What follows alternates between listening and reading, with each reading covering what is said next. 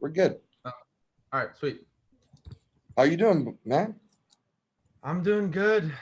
I graduated like on the 29th of May, so I've been enjoying my summer break. Yeah, And for once, like one summer, I don't have like a list of agendas to do for college and all that. So nice, but that's dope. Did you um, graduate high school? yeah, I graduated high school. How's that, man? It's good. I went to a boarding school for a while. Oh yeah, It was pretty brutal. So I'm happy just I to get off. graduated and all that. I also kind of grew out the place, but I'm excited to kind of move on to other things. Yeah, man, and move on to other things you are doing, especially with this new mixtape, Toxic Ends. Yeah. Um, I had a chance to go over it, and I really enjoyed it. Thank Um, and talk me through the creation of it, and what was you're in your senior year, and you're grinding, putting out a mixtape. Talk me through. Well, actually, let's start at the beginning of your journey. you. Okay. Um, how did you like decide? Maybe I want to be uh, an artist. Mhm. Maybe I want to make songs. Maybe I want to make music. How did that decision start for you? So it kind of came up randomly. But I first started doing music when I was in like kindergarten. My mom wanted me to try out piano lessons.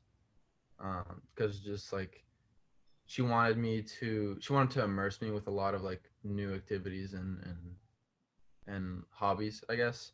And that was just one of them. But before music, I was heavily into editing, and making like montages and stuff, and music wasn't involved there. And So what kind of montages were you making? like Call of Duty, sometimes like CS:GO, but I would edit like really anything I wanted to. And this was like in middle school. And I joined these like online communities, which were like super competitive. It was like heavily organized with like a ladder and teams and all that. And I found that really dope.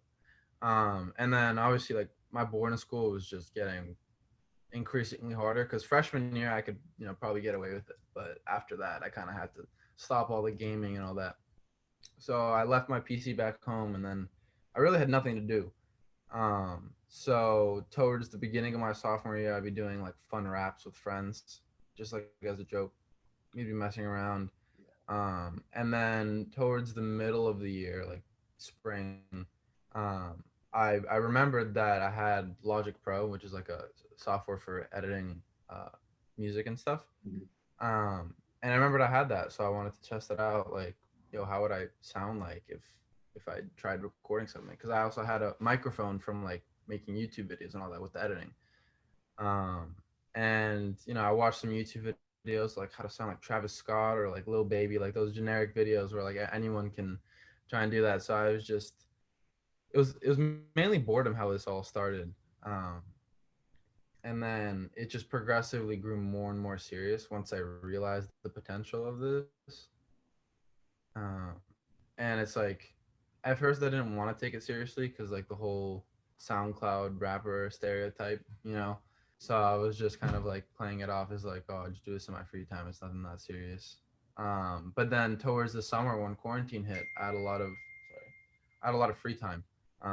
And I used that time to just focus in on music because that's all there was to do. Like I couldn't go meet people. I couldn't really socialize that much. How does Um, how does a boarding school work when quarantine's happening? so how our boarding school worked is once we came onto campus, we'd have like a 5-day quarantine period. And then we would so the boarding school has like a group of students that stay on campus that live on campus like boarders, and then the rest are like day students. And what we do is we have to social distance and all that, but in the dorms we're allowed to be maskless. And throughout the school year, you're not allowed to leave campus. So it's like we have our own little bubble. Um, so that's kind of what allows us to just operate like that. But outside of the dorms, you have to wear masks and stuff. So it's like a normal, you know. Yeah. COVID safe community. But yeah. So then going down your journey, you what happens? Like you have you have GTA and it hits, Hmm. Yeah. and G. it's just like, So oh my god. yeah. So I started like when I started making music, I started doing a lot of sad stuff. And I didn't realize it, but my music was like a reflection of my mood and my emotion. And I mean that might sound kind of obvious, but like I used to think that I was just writing stuff I wanted to write about because I thought it sounded cool or whatever. But I slowly started to realize like my music is a reflection of who I am, and I thought that was pretty cool. So I wanted, um, I'm fast forwarding a little bit, but I wanted this album to kind of summarize myself and like to show my fans like this is who you're listening to, like this is what type of person I am. Like I go through the same hardships and all that as you guys. So it's kind of the purpose of this album is kind of to bring everyone together so like we can all relate, because I feel like if you can relate to one another, it's much easier to kind of be brought closer together, um, friendship wise, and just kind of you know to relate to one another. But so yeah, I started making sad music, and then this YouTube channel called Promoting Sounds. They're pretty big YouTube channel, like 2 million subscribers, 2 or 3 million. And they started posting my music. They posted my first song, California Flexin'. Yeah. And this was like 4 months. I like emailed them previously.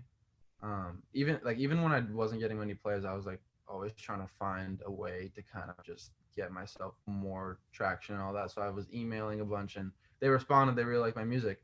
I was like, sweet. But then 4 months later, I didn't get anything until 4 months later. But they posted me, which was really dope. I guess they find like my music reached their criteria or something. But my music was kind of getting more and more polished and more, I guess, I don't know if radio friendly is the right word, but it was just more professional. And that's when they started posting my music a lot. And GTA was one of the songs they posted. And it started. Were you So gonna say something? when you're like making your music, Mhm. is it like at this time did you already make all these mistakes? And then like oh like and then like how do you study it like to make yourself appear more professional or more of what you believe the mainstream might like? It's honestly, I mean, one, it's repetition. Like with repetition, you can see your mistakes, but also like I just like I just studied like crazy. Like I ordered a damn book. Like I watched videos. Like I, Even like way. I was passionate about this stuff. So it's like just like I kind of treated it like my editing, as I talked earlier, like super competitive. Even though I mean I had fun with it. Like I didn't stress if I didn't get enough plays, but like when I could be competitive about it, like with myself, oh, I'd go all out. Like it was fun for me. Yeah. Um, so I would like work really hard, but I would also make sure like I'm working really smart because I'm all about like efficiency. Um, and I taught everything myself. I would do my own covers. I would mix my own music. I would write my own music. I would do my own video promotional videos. Like I would do everything. Like I was just so into it, and I still am. Just hours. That's But that's kind hours. of When you're telling me that, I'm thinking that shit's hours. I mean, oh yeah. I would do music every single day. That's like at least 10 hours, right? Yeah, I mean, yeah, not maybe not 10, but like on average, yeah, it's a lot of time. Um, and it was a lot of hard work, and it doesn't feel like a lot because I loved every second of it. So it felt like I was just playing video games or something. I just lost track of time, but a lot of hard work went into this. And like the more professional stuff, how I made myself look more appealing to the public was just like the small things. Like I would go on Genius and I would enter in the lyrics for every one of my songs, even though they got like 50 plays. I would go into like my distributor platform and I would sync up the lyrics on Apple Music, like the small details. Um, and like my idea was like when I do catch a break, which I did believe I would have, and I did, when I do catch this break, I want like to be ready. Like I want my image to be ready. I want to pretend. I was pretending as if I had a massive audience that counted on me. And that's why when I got this huge break, like the transition seemed seamless to me because it's like I didn't really change how I act, like how I acted. It's just the reality was different. But my whole like work ethic and everything, it just stayed the same. That's why it worked so well. Um, That's amazing, dude. Thank you. You really ought to be proud of yourself because that is the epitome of, you know, scratching, clawing every second to get what you want. Yeah, thank And that you. shit inspires me, you know. I'm an old fuck. So um uh good job. Thank you. So then let's so you're in school. How did your parents feel about you and this art that you have discovered? Um, well, I mean, they obviously like wanted me to focus on school, but they recognized that like this is something I love doing, and they were always supportive of it. Um, they like I never gave them a reason to stress like, oh my god, my son's gonna be like a rapper. He's not gonna go to college and all that. Because it's like I'm still realistic. Like I'm still gonna go to college. Yeah, I'm gonna do everything that makes sense. Because at the same time, it's like I want to grow as a person, not just as like a rapper or something. Like I want to be able to do more than just sing into a microphone. Um, so they've been all over supportive with me. They're, I mean, in some places they're helping me, but they're really excited and they're ultimately really proud of me, which I'm really happy for. Uh, so when you finally have your breakthrough, is it like noticed on campus? Like, oh shit, this guy, you know, I mean, Rarin, right? yeah. Rarin, am I saying it Mhm. right? Rarin's the dude. Like, is that known on campus? Like, you just, you know, Yeah. It slowly started becoming that. And it was funny, like towards the beginning of the year when all the freshmen came in, they were like not obsessed, but they were like super hyped with my music. Like they just loved it. And then like every time I woke up or like it would be like the middle of the day outside, we have this like big circle of grass, kind of where everyone can chill and sit. My music was just played throughout the day, and it was just the coolest feeling. dude, I'd imagine that's like Yeah. amazing. No, yeah, it was really dope, and I didn't really realize how, I guess, like my clout level or like how much people supported my music until the end of the year, the day before graduation.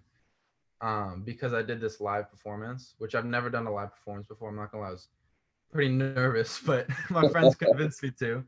Um, so I performed GTA and then I performed Yes Sir, but it was crazy. Like the energy was the like I don't even think I would find that at an actual concert. Like we had this open mic night and like the previous people were performing and like people were sitting like clapping, like it was very kind of organized and civilized. And then when I went on, we shut off the lights, turned on the LEDs. I got the mic. We just started mosh pitting, and like the teachers were freaking out. It was like it was the funniest thing. But but yeah, that moment was just one of my favorites at my old school, and it made me see like my impact, like actually see it like in person. And that was just really dope. Well, now we're on to, you know, you have your mixtape, Toxic Ends. Mm-hmm. Um, Talk me through how you know, how you guys started creating it, what made you want to make this, and how do you feel about it after listening to a finished product? Yeah. So I think the reason, I mean, I've always wanted to make an album. I think like with single songs, when you drop them, a lot of your fans and even just generic listeners, they're not gonna look into the meaning of it unless it's a hit. Like people are gonna be like, wow, these lyrics are so good. But like if you just drop a song, they're not gonna the importance level of it isn't really that high. And I don't blame my fans for it. I don't blame anyone for it. Like that's just how it is. It's a single. It's like it's one song. Yeah. Um, and I wanted to drop an album to just kind of bring more attention to the meaning of my lyrics because it's like I spend a lot of time and like these songs on the album have like a lot of significance to me. For example, like Love Fix, which is the second song on the album.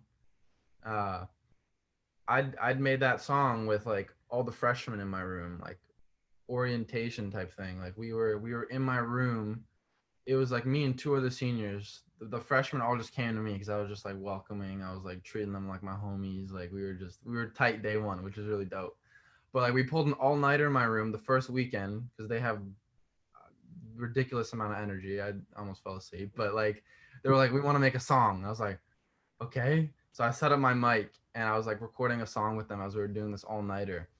And then we went out on like that green circle I told you about. And we like played the song at like 6 o'clock in the morning, like when we had school. Like it was crazy, but it's like that's like my life. Like just doing stuff like last minute crazy, and then looking back at it like from tomorrow and just being like, why did I do that? That was really dope. Like it's just those.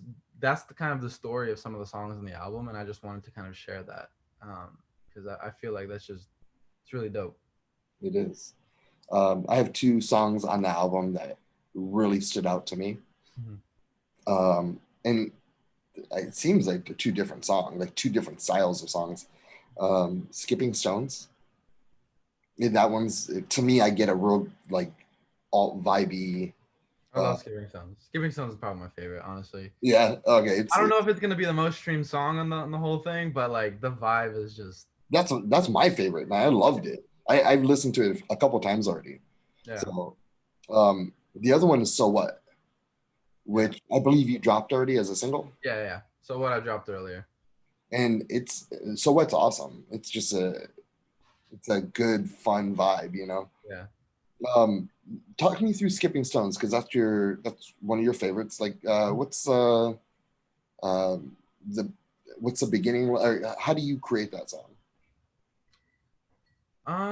It's like when I started making music, I would start like looking at like type beats of like what I wanted to make. Like, oh, I want to make like a Lil Baby song. I'm gonna search up Lil Baby or whatever, right? And that was a great and all, but it was just like it was a lot of trial and error because one thing I realized is that the tone of your voice and how you sound that completely depends on your feeling and like Yeah, if you're tired or not, or it just there's so many variables. And then now what I've realized is like you have to like your songs have to flow with your emotion, and that's what's allowed me to just put out a lot of songs because it's like if I mean what I say in a song, I'm only gonna have to do like one or two takes, you know? Like I'm gonna sound like I wanna sound. Um and Skipping Stones is one of those songs where it's like I just wanted to do some like cool guitar summer type thing. And I found this dope producer. I just went through like 30 of his beats, picked that one, I knew like that's the one. Um and I just started writing. Like I imagined this story between a guy and a girl where it's like they want things to work, but it's like the time isn't right. But like the guy's trying to like reassure, her, like, no, it's okay, it's okay. And that's where the lines come in. Like, I've been over drinking lately. You've been overthinking, baby. So it's kind of like I have my problems, you have your problems, but it's like it's okay. Like we can make this work. It's kind of a love song in that. Um, um, so that was one of my favorites. It was just like the lyrics and just the vibe because most of my songs they're more like hip hop oriented, and I kind of have to stick to the more niche lines where I kind of have to talk about hip hop things, I guess. yeah, I know what you mean. It's just the tone's different, and with this song, it just gives me a little bit more freedom. Like it's more like poetry, I guess, rather than lyric writing. Um, so I had fun with it. Um, And you did a real good job. Like I when that drops, I'm putting that in my playlist. You know? Thank you, appreciate That that. is fucking for sure. All right. Well, I have a few other questions. They're more fun questions. They're different parts of the magazine, and we might not use them all. We might use them all. We don't know, but I would like to have it. So here, it's about 5 or 6 questions. Yep. Uh, what are what's on your playlist right now? 3 to 5 songs that you could or artists. Okay. Artists, the neighborhood. Mm. They live right down the road from me. Really? Yeah, That's dope. That's fire. like Um, literally 10 minutes away. Like I know them. They're from my hometown. that's so They're cool. fucking dope. Yeah, I mean, I don't really have a favorite artist, but it's like if I find one or two songs, like two really good songs on an artist, like I'm gonna like them. Like it's Yeah, just me too. like Cry Baby is really dope by them. But And then okay, so Neighborhood, what else? Kid Leroy. Oh yeah. His versatility is just ridiculous. Who else? His Um, versatility, huh? yeah, Almost anything he can do. yeah. Like I for a second I thought like he was kind of going on one path, and then he came out with So Done, and Hmm. that just I was like, wait, what's going on here? Like, how do you do that? I sort of dismissed him until then. Yeah, I was just like, uh, he's one of those people. And but yeah, no, he's dope. He's super talented. Okay, so Neighborhood. Who else? one more. Um, I mean, I guess the more I listen to a lot of rap, so like I like Lil Baby, um, some Travis, Gunna, some Playboy Cardi, but not none of the new stuff or the old things. Um, but just like I don't really have a favorite artist. It's just kind of like what I'm feeling. Okay. I'll tend to listen to a lot of songs that are not like that are by artists that are like you're not supposed to listen to. Like Lil Yachty, like everyone thinks he's like trash or whatever. Or I don't know what people think of him, but I kind of like find these like unique songs. Like wow, that's some real talent right there. And I just listen music to appreciate music rather than to kind of like relax, you know. Yeah. So I just I focus on the songs rather than the artist. Uh, so Awesome. yeah. If you had to put together a fantasy concert with 3 to 4 people, who would you put in there? Like to perform All with. time, of all time. Could be dead right now, could be alive. Hmm. To perform with. Sure. Travis, Uh-huh. Peep, Killer Roy, and probably Cardi. He's a crazy performer. He's ridiculous. He would turn that. He would turn it up. um, all right. Who'd win in a fight? Batman or a silverback gorilla?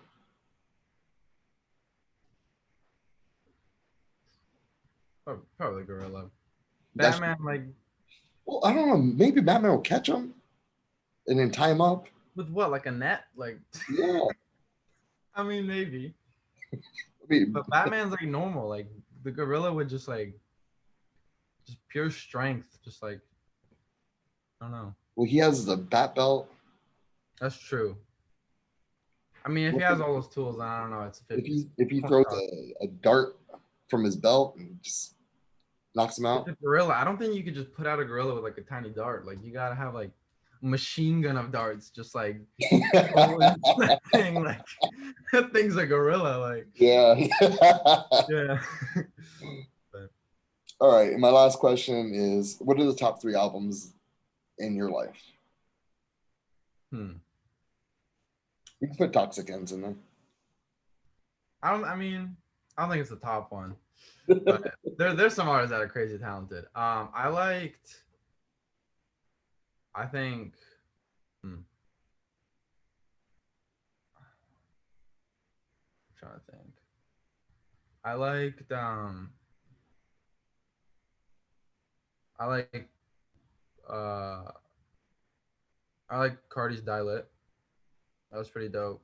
Like, I don't listen to it much now, but like when it dropped, like when those songs were like kind of like more relevant, like it was dope. On repeat. Yeah, uh, Everywhere you went. yeah, and then let me think. I don't really like lit. I'm trying to think. Oh, Culture too. Actually, maybe Culture. I mean, I don't know. Between Culture One and Culture Two, I don't know. But like those songs, like when they came out, those were so many hits, and everyone was just bumping those. But I I don't like listen to them anymore. But who else? I also really I liked I like Juice WRLD's Goodbye and Good Riddance. Again, even though I don't listen to it anymore, like I could really appreciate like how it was just made. Um, and I'm probably missing out on a lot of good albums. I don't really like pay attention to the names and whatnot. Like I tend to kind of just go on the radio and just listen to random songs. Like I don't have a favorite artist or like know the names of albums or songs and whatnot. But I just have fun with it. But those from the albums I can name and like that stick out to me, those are probably my favorites. My man, I appreciate you so much. James, Jake, I also appreciate you guys. Thank you so much for the opportunity and good luck with it, dude. You got this. This is all you. I appreciate that. Go make your dreams happen. Thank you. I will. All right. Really, really appreciate your time, man. And the gorilla question was hilarious. I'm glad that you went to bat for Batman at such an aggressive rate. There's something there that that's underlying. I like that. I appreciate that. I'm going to be thinking about that all day. Yeah. I mean, Jake, who do you think would win, Gorilla or Batman? And I don't know. Batman's got like all sorts of gear. Like if it was like no gear, maybe like he has like just his belt. Gear, human versus. If he has just his belt, like he's got like knockout gas and shit. I don't know, dude. That's tough. I don't know what's on his belt. Like gorillas are strong as shit. So like it could really. That's like they're really strong. Like he's got to have like knockout gas or something, or he's getting just ripped in half. But I don't know. Also, isn't his armor like bulletproof? I don't know. If the gorilla grabs Batman, he's over. Yeah, dude, he doesn't have like he can like jump around. I mean, he dodges bullets, so I kind of feel like Batman? Maybe he might be quick. Yeah, right? Doesn't he? I mean, yeah, but gorilla doesn't shoot bullets. Yeah, but his speed and quickness, like, are you telling me a gorilla's got to react faster? Batman's human. He doesn't have any superpowers. He's just a normal guy. Yeah, but he's got like that bat, the zip line, dude. He just uses that thing free. If we're out in the woods and he can't really he's got to think about aiming towards a tree. I don't know. He might get taken, but dude, I don't know. That's a tough one. I think he can jump into a tree. But gorilla, so can a gorilla though. And if he does, he's too slow. He's not going to climb. Look, Batman. I'm just saying. All right, let me put it this way. Here's the dynamic. Batman shoots his zip line and it misses. He's done.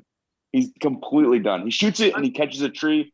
I think he can win that battle. But the second he makes one mistake, takes a rock and just throws it at Batman. Like, what is he gonna do? I don't know. He dodges bullets.